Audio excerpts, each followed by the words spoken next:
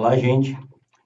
Hoje nós vamos tratar da questão da historicidade em Dilthey, à guisa de conclusão do nosso módulo sobre os fundamentos da fenomenologia. Nós estamos gravando um dia depois da nossa webconferência, foi bem interessante, está disponível no sistema para vocês. Eu agradeço a participação daqueles que, entre aspas, estiveram aqui ontem. E nós vamos retomar algumas questões que nós acabamos antecipando ontem na webconferência e concluir esse nosso módulo para, a seguir, nos determos mais detalhadamente nos conceitos operacionais da fenomenologia com Sokolovsky. Portanto, hoje, o nosso último módulo, tendo como base o texto do Richard Palmer. Bom, nós vimos que a preocupação metodológica do Dilthey faz com que ele recuse, em primeiro lugar, um idealismo, né, como fundamento das ciências do espírito, e estabeleça que a experiência é o ambiente em que nós devemos compreender os fenômenos e buscar os conceitos estruturantes de uma epistemologia das ciências do espírito. Vimos que ele recusa o método científico tradicional, assim como ele recusa o idealismo e o empirismo moderno. O Palmer cita uma passagem que Dilthey diz que nas veias de Descartes, Hume, Locke não corre verdadeiro sangue, né? Querendo dizer que esses autores, e até mesmo Kant, abstraem completamente aspectos da existência, digamos assim, vamos antecipar um conceito heideggeriano, que são fundamentais para a fundamentação do conhecimento e que não podem ser deixados de lado, né? A filosofia moderna e a ciência tratam basicamente da nossa capacidade cognitiva, deixando de lado os sentimentos, a vontade e a imaginação, em grande medida. E nós encontramos essa abstração do sentimento, da vontade e da imaginação na maioria das formulações da filosofia moderna. Comentávamos ontem na webconferência sobre a concepção cartesiana da subjetividade, e como a ontologia cartesiana classifica tudo que existe em termos de res, né? Coisa.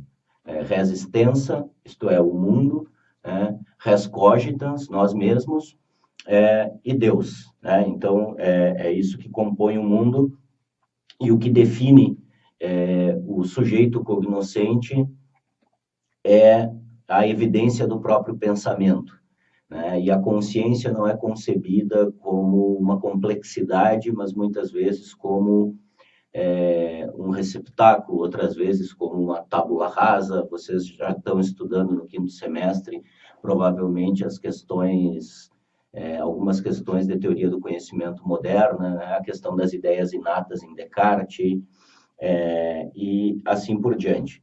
E nós vimos que, portanto, é necessário, para a fundamentação das ciências do espírito, levar em conta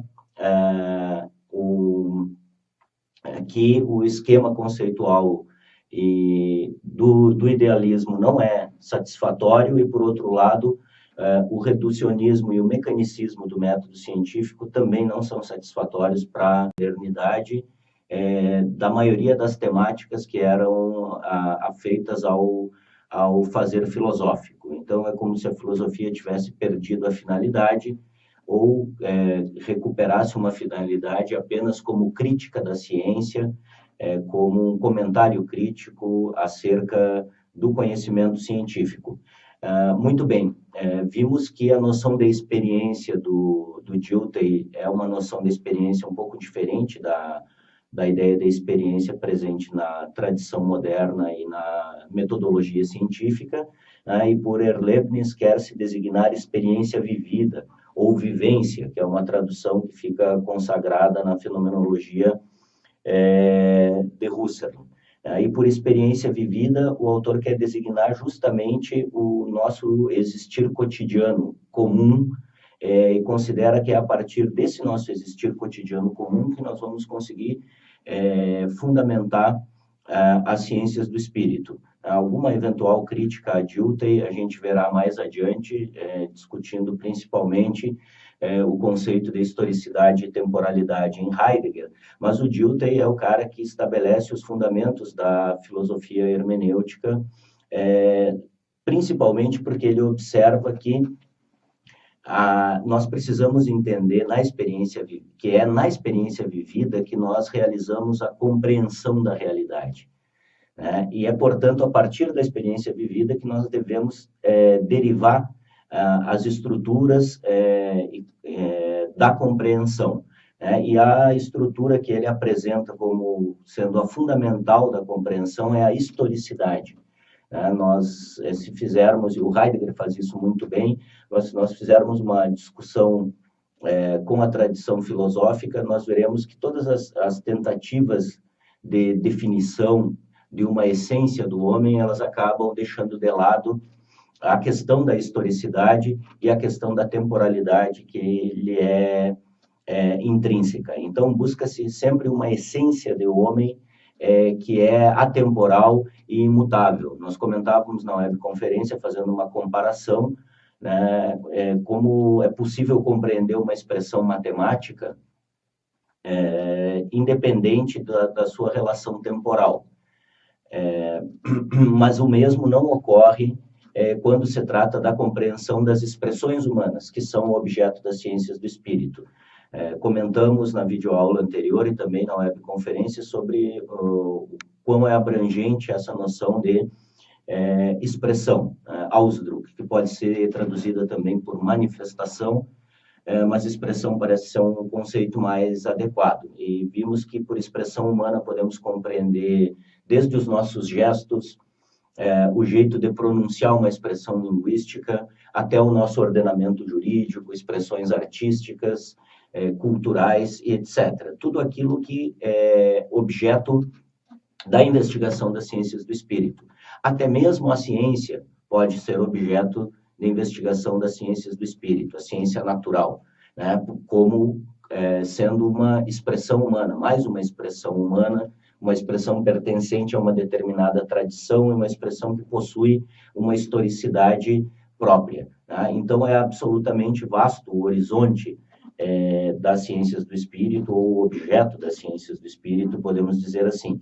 Bom, nesse confronto com a tradição, que é fundamental na fenomenologia e na filosofia hermenêutica, nós observamos que realmente o aspecto da temporalidade e da historicidade, eles são ou deixados de lado, ou eles são concebidos segundo uma noção de tempo e história que não são satisfatórios ou apropriados, seja porque tem um fundamento num conceito comum de tempo, né? A nossa compreensão do tempo como uma sucessão, como um fluxo permanente do passado para o futuro, seja porque numa determinada concepção da história nós temos um fundamento metafísico. Nós comentávamos na webconferência sobre isso, como ainda é muito presente em nós a noção de história relacionada à noção de progresso e de perfectibilidade humanas.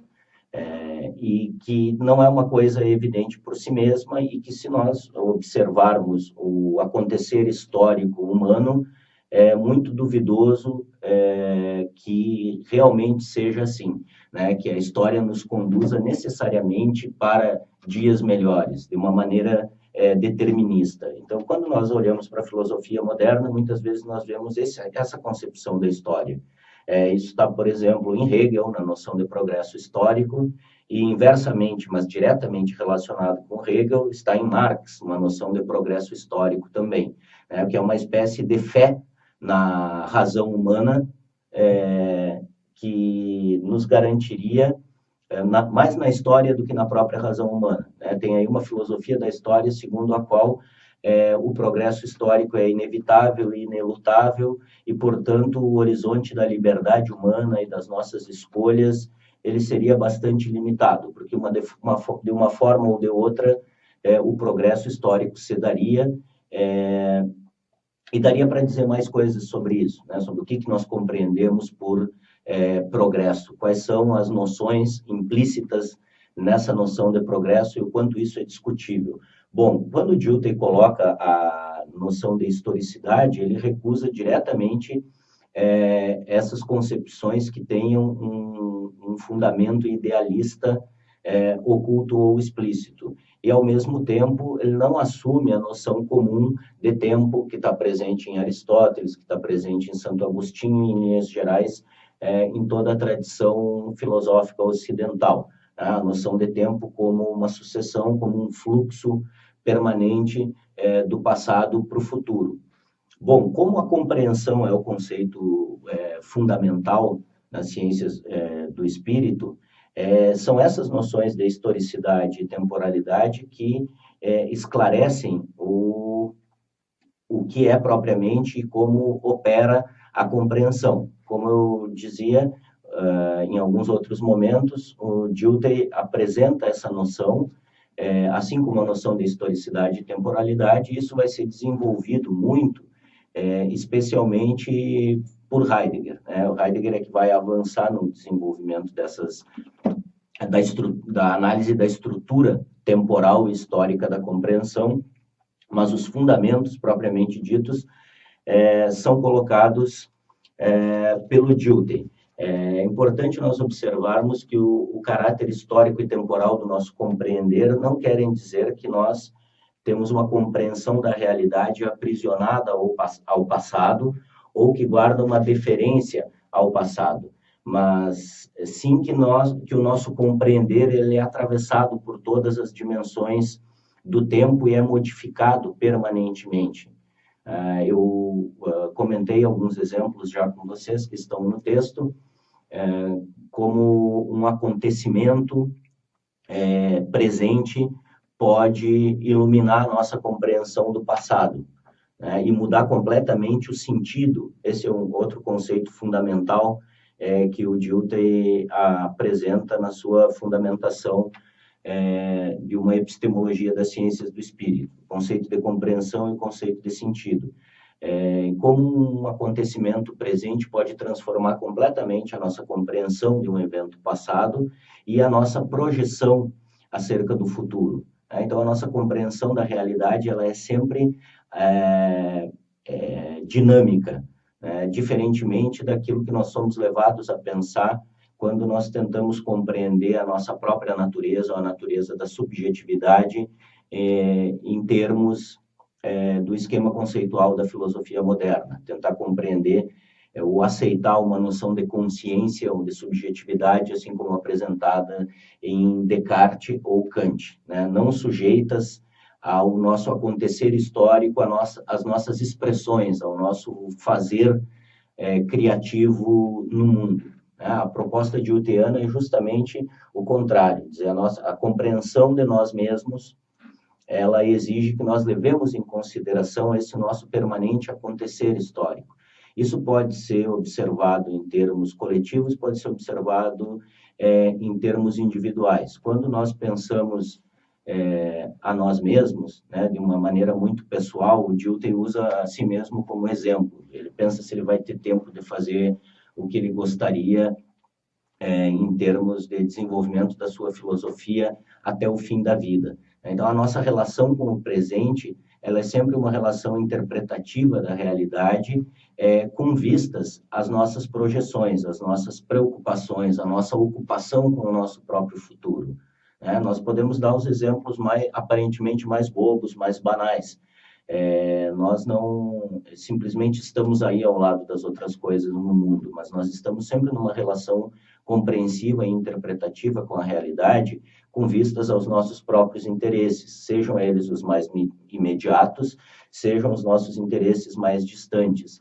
E isso diz respeito a um projetar que nós fazemos de nós mesmos no futuro. Quando nós tomamos uma decisão, se vamos fazer o curso de filosofia, se vamos depois tentar fazer um mestrado, nós nos questionamos, será que nós teremos um emprego, etc. Nós estamos sempre preocupados em função das projeções que nós fazemos em relação ao nosso próprio futuro.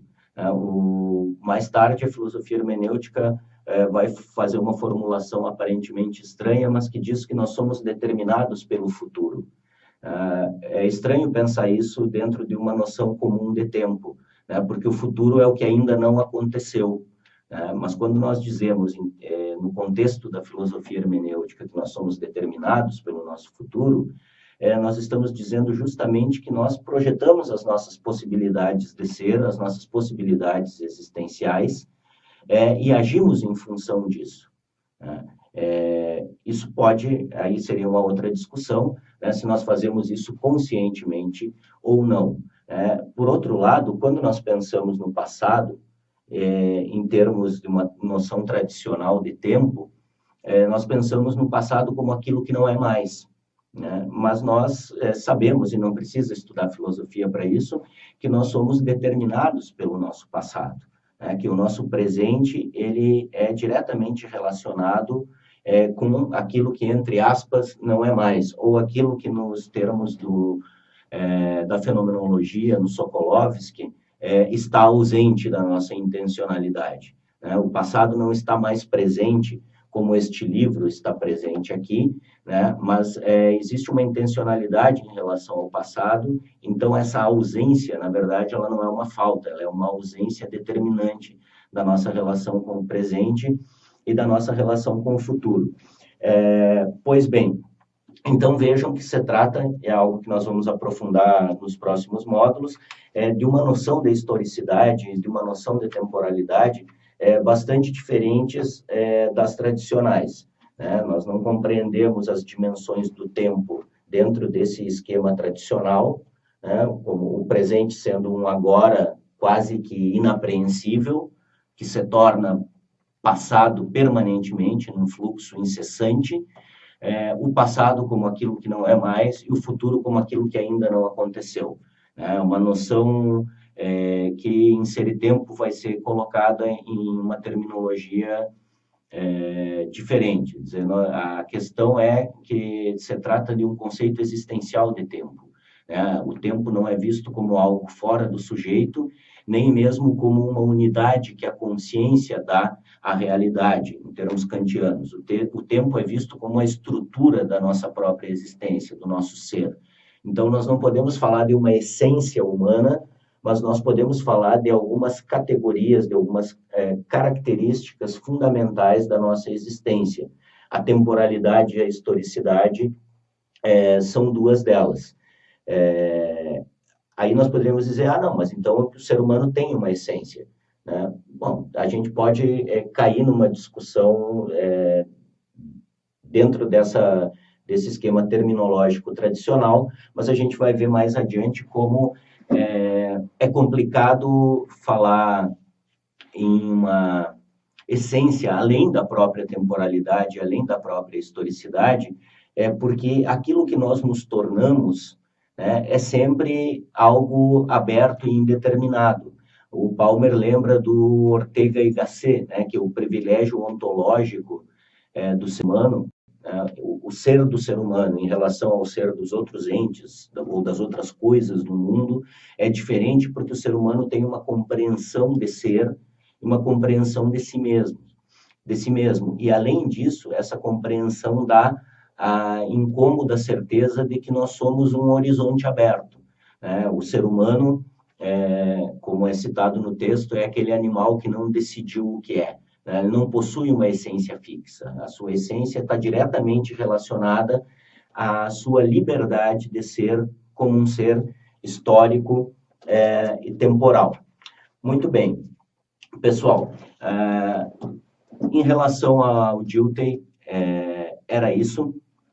Mas não se esqueçam que nós vamos seguir conversando, dialogando com o que nós vimos até agora, como tem acontecido sempre nos nossos módulos, Então, no próximo módulo, que é Fenomenologia 2, nós vamos continuar a discussão sobre o círculo hermenêutico, sobre a temporalidade, e enriquecer a nossa noção acerca desses conceitos. Vamos trabalhar exemplos e, enfim, vai acontecer com o Sokolovsky, vai acontecer com os módulos finais, 2 sobre Heidegger e o terceiro sobre Heidegger e Gadamer. Ao falar sobre a compreensão e a estrutura da compreensão, nós dialogaremos diretamente agora com as noções de tempo, temporalidade e historicidade. Vocês podem se perguntar, e a interpretação? A interpretação está junto com a compreensão. Isso a gente verá em Seritempo mais especificamente. A interpretação é a elaboração da compreensão. Eu falava para vocês sobre essa ideia de um futuro que é projeção das nossas possibilidades. O projetar das nossas possibilidades, dirá o Heidegger em Seritempo, é uma elaboração de interpretações acerca de nós mesmos. A compreensão é a estrutura da nossa subjetividade e o interpretar é o projetar de possibilidades ou colocar as nossas expressões no mundo. Então, nós somos, quando nós falamos na nossa herança, no nosso pertencimento à tradição e no nosso lidar com a tradição, nós pertencemos a interpretações já realizadas de nós mesmos. Pertencer a um tempo histórico, pertencer a uma determinada tradição cultural, como a tradição ocidental, que começa lá na Grécia Antiga, com o surgimento da filosofia ocidental e etc. Isso é uma interpretação de nós mesmos, assim como o nosso projetar é um projetar interpretativo de nós mesmos. Mas esses conceitos nós seguiremos trabalhando e esclarecendo daqui para frente. Não se esqueçam de assistir a webconferência, que eu acho que está bem interessante, e os nossos próximos encontros, capítulo 1, capítulo 2, capítulo 3 do Sokolovsky. 2 modos do Sokolovsky, e aí chegaremos em Seritempo. Não se esqueçam de uma observação que também fiz na webconferência. Nós vamos discutir mais detidamente Heidegger e Seritempo, portanto, não deixem a resenha para a última hora, mas não se afobem em se livrar dela antes das nossas aulas sobre Seritempo. Acho que seria uma dificuldade desnecessária, tá? Porque rapidamente nós já teremos esses módulos disponibilizados e vai ficar melhor para vocês trabalharem com a avaliação, que é a resenha. Pessoal, muito obrigado e até o próximo módulo.